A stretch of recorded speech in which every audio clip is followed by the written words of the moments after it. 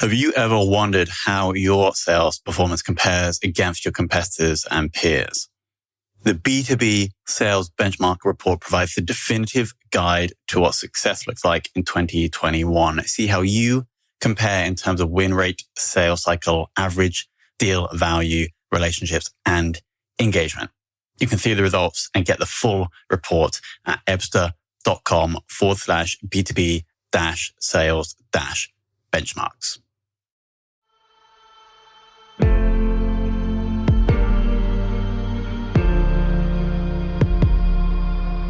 This is Sales Ops Demystified, the #1 most downloaded podcast in sales operations. We invite the brightest minds in sales operations onto the show to deconstruct the why, what, and how behind rep productivity, forecasting, metrics, and all things revenue. This podcast is brought to you by Ebsta, the leading customer engagement platform for Salesforce.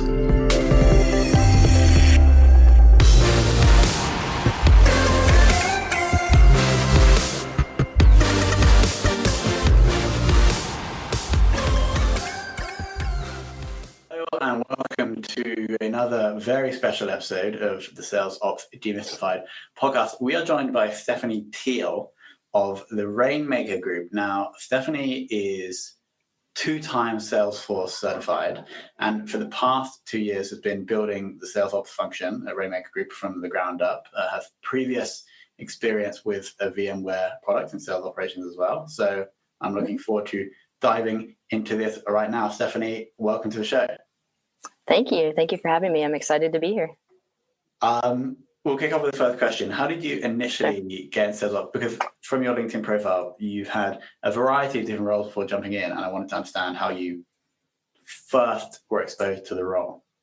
Yeah, so straight out of college, I actually began working in sales.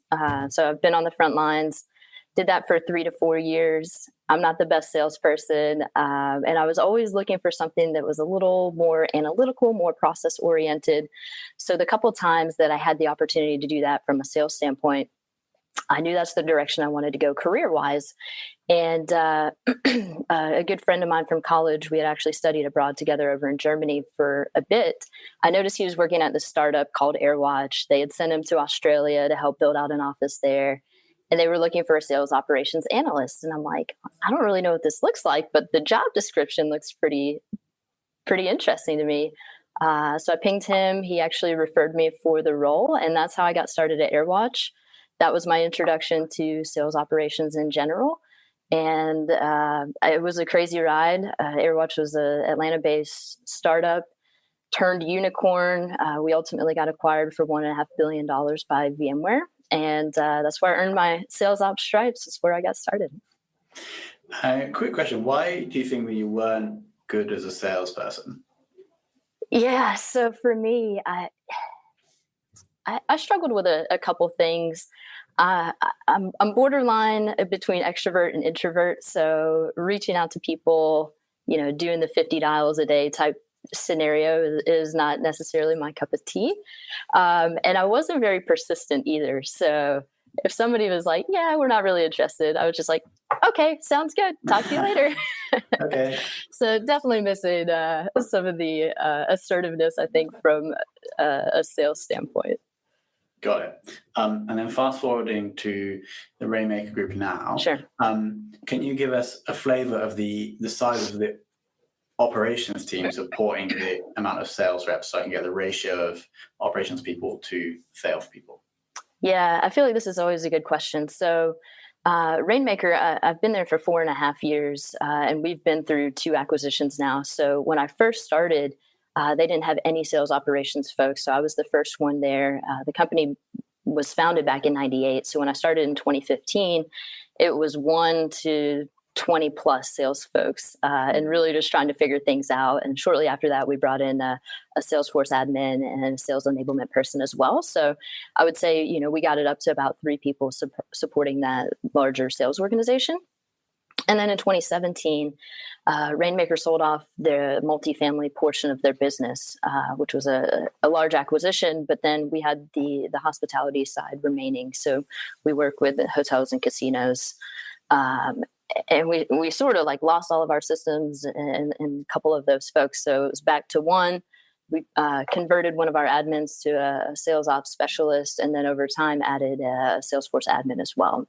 So a smaller team, but a lot of rebuilding that needed to be done. So at our max, we got back up to 3 to about a 10 to 12 person sales org. Got it. Okay. And because you're also certified in Salesforce, right? So it sounds like quite a technical sales ops team you have running. Yeah. I would say so. And we really grew from just being sales ops to, we call it commercial ops, but really starting to think a similar concept to revenue ops that some people see, or biz ops. But really starting to look at across the entire company, how can we start to take the information that's maybe gathered at the very beginning of the process, like an SDR is collecting information. That information is used by many, many people throughout the organization. So instead of doing something multiple times, like let's do it once, let's capture the information. And then how can we figure out how to make that information flow not only to the sales rep, but to the folks who are going to implement or deploy the product after the deal is done. And then even the support team who's supporting those customers once they've signed on and they're up and running. Got it. Can we now quickly talk about the tech stack you have running at the Rainmaker group at the moment?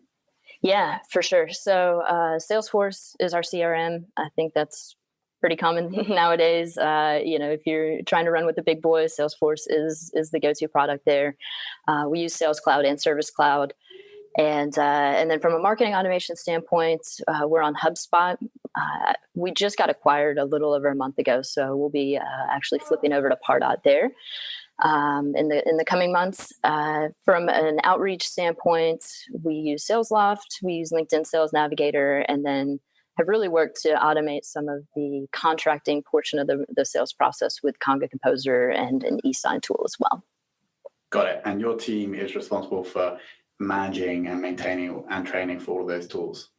We own everything except for HubSpot. So we own the integration of HubSpot into Salesforce, but our marketing team handles the setup of HubSpot and the actual outbound emails and campaigns and things like that. And how is that integration between HubSpot? Because we currently use Pardot and Salesforce, which for obvious reasons have a good integration. Have you ever had any issues with that integration, or has it worked fine for you? We may have had like a couple minor issues, but nothing that really jumps out at me. So I would say in general, we've had a considerable amount of success in making those two systems work well together and talk to each other. Yeah, you would expect that HubSpot would invest heavily in that integration with Salesforce, right? Because probably a lot of the customers, they want to use Salesforce. Sure. Now, shifting to Salesforce itself and the issues around data quality, what are you currently doing to maintain and ensure data is accurate within CRM? Yeah, so this is the age-old question, right? If anybody had a perfect answer, I would be very impressed. But from my standpoint, look, I think data quality is actually the responsibility of the entire organization, right? So I think sales ops ultimately owns the data quality and maintenance from a system standpoint, right? We have the ability to put in validation rules, required fields, tighten up permissions on who can add what kind of data. We also use a tool called Demand Tools, which I'm sure you've heard about many times, I assume, on the podcast. But it's a great tool as far as being able to do regular data cleansing, deduping, merging records, things like that. So we basically have it set up so every Friday we'll do a massive clean of the system, make sure contacts, owners are aligned with account owners, and standardize some of the data, populate missing fields and things like that. But ultimately, I mean, I do think it really boils down to the broader organization needing to have buy-in that your CRM is your go-to. It's the source of truth for the organization. And the folks who are out there talking to customers need to be putting that information into the system as well, right? So from sales ops standpoint, I can do a lot of the system stuff and the generic cleanup, but there's no way for me to know if Bobby just switched companies, right? So I need the salesperson or the customer success rep or whoever knows that information to be updating that in real time as well. Got it. So it's like a two-pronged approach. You have the changing the culture, then you have your weekly check. Absolutely. Some of these. Got it. Awesome. Now shifting to the sales team, do you have any tips on, say, influencing a salesperson to come and do something that maybe it's not in their direct self-interest? Yeah, I mean, I think the thing that salespeople tend to care about, it's a broad statement, but a lot of times they want to know why they're being asked to do something. And then the other side is like, what's in it for me? How is this going to help make my life easier, help me hit my quota faster, get paid more? So they really need to understand, A, why they're doing something, and B, how it's going to actually help them out.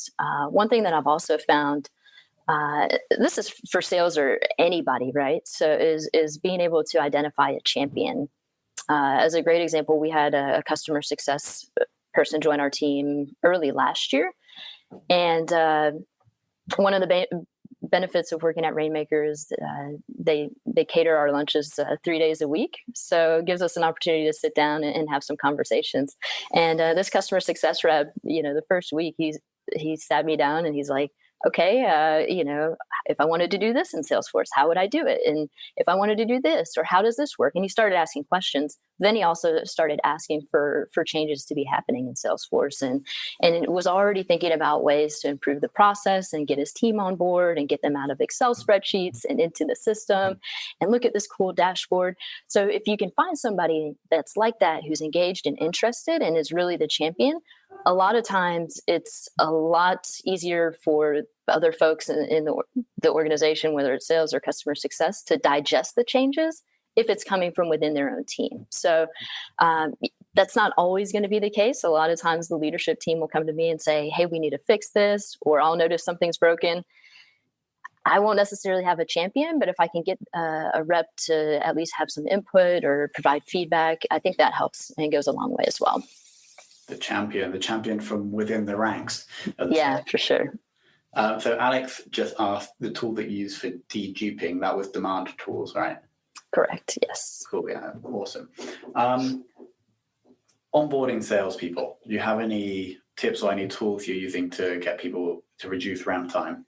Yeah. So from Rainmaker's standpoint, we're a pretty small sales organization, and we don't onboard a ton of reps. So I would say our approach is a little bit different.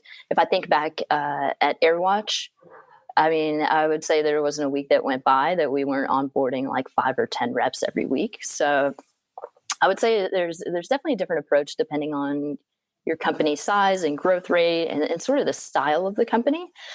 So from Rainmaker's standpoint, we're pretty small shop. We have the occasional rep join. We can sort of white glove the onboarding process, right? And give them exactly what they need. We curate, a condensed document of like, start here, go through these tools. And then we can have more of a just-in-time approach to training. So instead of, day one, like here's Salesforce, here's how you create an opportunity and build a quote and send a proposal, we can give them sort of the high level, let them work through, a couple weeks. And then once they start talking to prospects and have an actual opportunity to work through, then we can sit them down and go through that. So that's probably a luxury that most people don't have. When I was at AirWatch, on the flip side, so we had a team that was dedicated sales enablement. Every rep's first week at AirWatch was spent in training. They learned company history, product knowledge, sales process, Salesforce. By the end, they had to get certified on the product. So very formal system. And then once they got out of that first week of training and actually went out to their sales teams, our setup at that point in time was that we had a sales operations analyst that was dedicated to like 2 or 3 sales teams. But they basically had an individual sales ops person that they could come to ask questions if they needed help with getting leads converted or needed a report or to dig into their territory, any of that type of information. Our sales ops team worked hand in hand with the sales teams and the new hires to make sure they were on board and ramping up and quickly able to start producing results. Got it.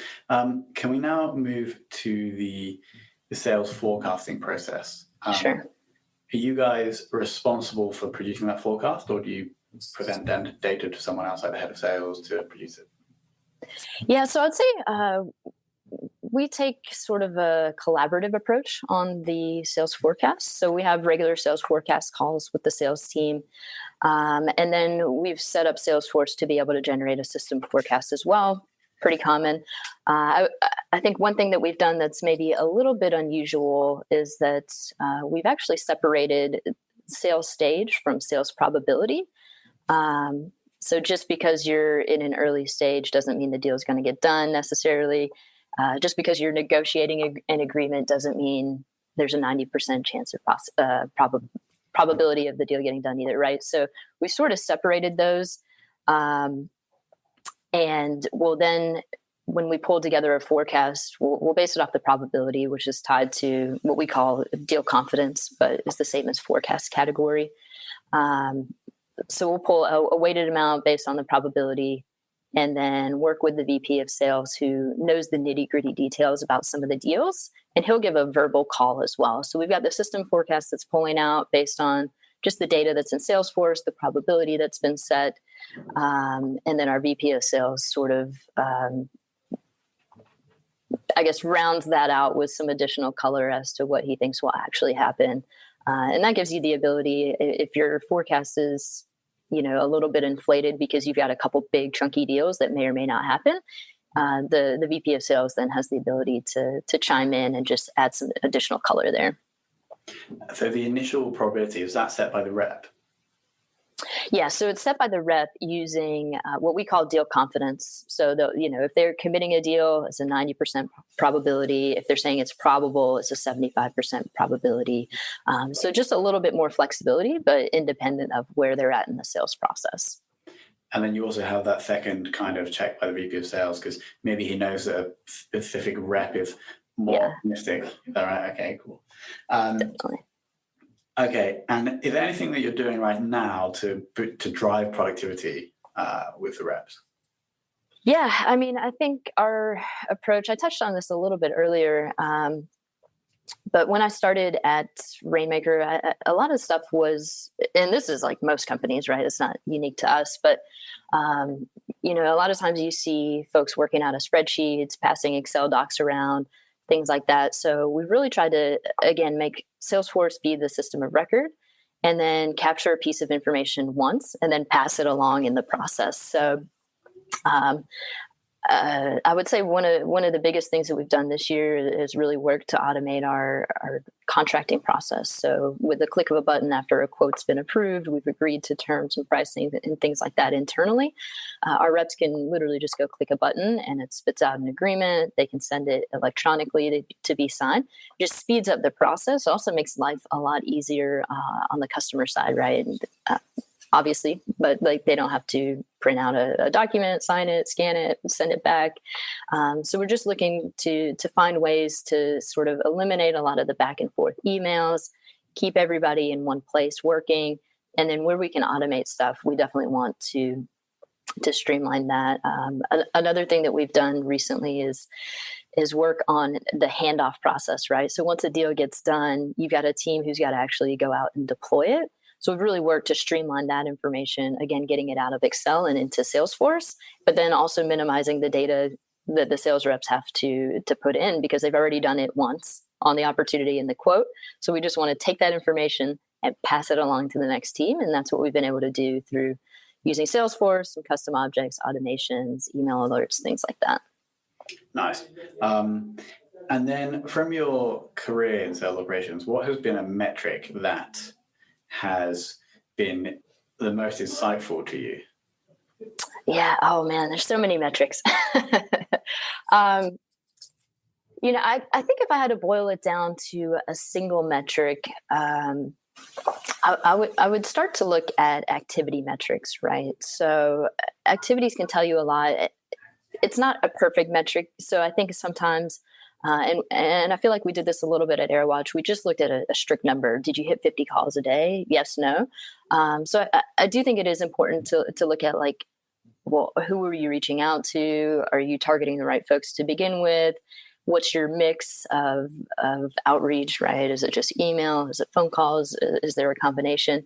But activity is the one thing that reps can actually control, right? So if they're targeting the right folks and they're logging the right activities, getting demos booked and scheduled, and they're not getting the results, then that gives you a little bit of opportunity to dig in, and maybe they're not doing a good job of qualifying, or maybe they're jumping to the demo too soon. But that's the one factor that a rep can control. So I think if I had to boil it down to one single KPI, which is, again, hard to do, I think I would start by looking at activities for sure. Got it. And final question, who in the world of sales ops has taught you the most? Yeah, so this is a good question. I've got a couple answers on this one. So if I think about my time at AirWatch and really like learning the ropes and just figuring things out, I mean, I have to think back when we started. I think I was like 25 when I started there, and I was like the old person at AirWatch. But there was a group of like 15 of us, I would say. And we were basically straight out of college, just figuring stuff out. So, I mean, I have to think of like Lauren and Jenny that I worked with at AirWatch as a couple of the folks, just, banging out Excel reports and Googling how to do stuff in Salesforce. And we were all just, scrambling, but trying to figure it out. John Marshall, our CEO at AirWatch, I mean, he really instilled a sense of just like constant reporting cadence. If it's not in Salesforce, it doesn't exist. Impeccable attention to detail. So I think a lot of us AirWatch folks still have some of that John Marshall influence, to say the least. And then one of my favorite resources, and I talk about this all the time, I'm in a couple different ops Slack groups, and I feel like a broken record by now, but one of my favorite resources, and I constantly go back to it, is Matt Bertuzzi's Lightning Sales Ops book. It's like less than $5 on Amazon, so I would recommend everybody go buy it, but it's like a step-by-step process on how to get leads from SDRs to AEs and everything in between, right? So he ties in marketing, SDRs, AEs, and then like the leadership and reporting. Not going to lie, I ripped off or I borrowed some of his processes and things and have implemented them at Rainmaker. It's been very successful, and I love that book. Just it's so tactical and hands-on. So if you're looking for like, how do we pass leads off to the sales team? What kind of reporting do we need to have in place? That book is hands down my go-to. And that's by Matt Bertuzzi. Matt Bertuzzi, yeah. Got it. Hopefully, like he'll send me a signed copy if I keep talking about it or something. Yes, he will. Awesome. So here are the things that I liked. Your point about how if the SDR has some data, it's not just a sales team that want to use that, and actually you're part of a commercial operations team, right? That spans not just the sales department, which I think is very topical right now. The two things, so most people I ask about get influencing salespeople, most people say they are interested. You have to communicate to them the benefit, which you've said, which is what's in it for me. But the other thing that most people don't say is you have to say why we're doing it. And so when you couple those two together, I think that's quite powerful.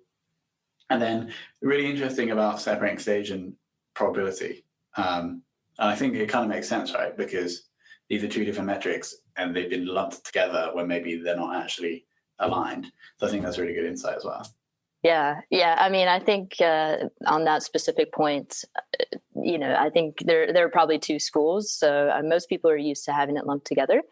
But I think it probably is more accurate to separate the two. It can be confusing for the sales team as well. So maybe worth testing out for folks, but it's definitely an interesting approach. Our chief commercial officer a few years ago rolled that out, and it's been interesting for sure. Okay, so if people want to learn more about Stefanie, they can probably Google Stefanie Tial or go to stefanietial.com. We will link to it below this video. And Stefanie, it's been very insightful. Thank you so much for giving us your time. Awesome. Thanks. I've enjoyed it.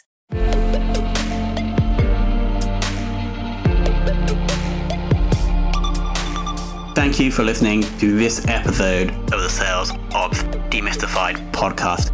If you are listening on a podcast listening application, then please subscribe, rate, and review.